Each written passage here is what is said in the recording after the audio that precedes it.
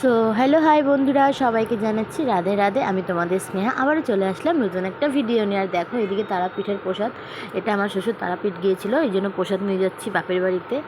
আর যাচ্ছি এখন একটু বাপের বাড়িতে। এই দেখো আমার বড় আমাকে নিয়ে চলে আসলো।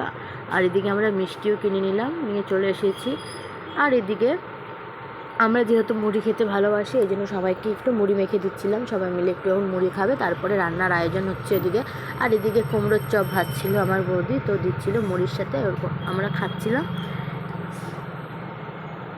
তারপর খাওয়া দাওয়ার এখানে কমপ্লিট হয়ে গেলে চলে যাচ্ছি তোমাদেরকে দেখাতে আমি রান্নার মেনু। কী কী রান্না হবে তোমরা তো প্রায় বুঝেই গেছো এটা কিসের জন্য হবে। ফ্রাইড রাইস আর হচ্ছে মাংস, আর করেছিল কুমড়োর চপ। যেহেতু আমাদের বাপের বাড়িতে জামাই ষষ্ঠীর কোনো নিয়ম বা কোনো কিছু সেরকম কোনো কিছু হয় না, শুধু খাওয়া দাওয়ার নিমন্ত্রণ থাকে, সেজন্য আমাদেরকে খাওয়া দাওয়ার নিমন্ত্রণ করেছিল। আমরা চলে এসেছি খেতে। এই দেখো এদিকে ফ্রাইড রাইস হয়ে গেছিলো, আর এখন দিয়ে দিচ্ছি আমার বরকে খেতে সাজিয়ে। দেখো আমার বর তো ভীষণ মজা করছে এখানে, রাত দেখছো আমার বরের।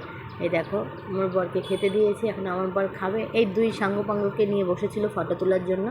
আর এদিকে আমি না ভুলে গেছিলাম যে আমি খাওয়ার ভিডিও করব। তারপরে লাস্টে করেছিলাম। আর এদিকে আমার পেটে আর খাবার যাচ্ছিল না, এই জন্য আমার মুখটা এরকম, এত খেয়ে নিয়েছি। প্রথমে মুড়ি খেয়ে নিয়েছিলাম না, এর জন্য আমার অবস্থাটা এরকম হয়ে গেছিলো।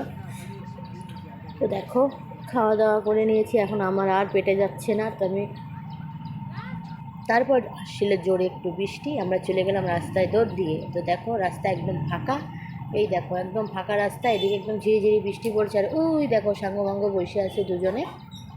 আর এদিকে আমি একটু বৃষ্টিতে ভিজছি, আর পিছন থেকে একজন এখন ওই যে বালতি চোর আসছে, এই যে বালতি চোর, এই বালতি চোর চলে এসেছে। আর এই যে আমাদের বাবলা এখন ঘুমোতে যাবে।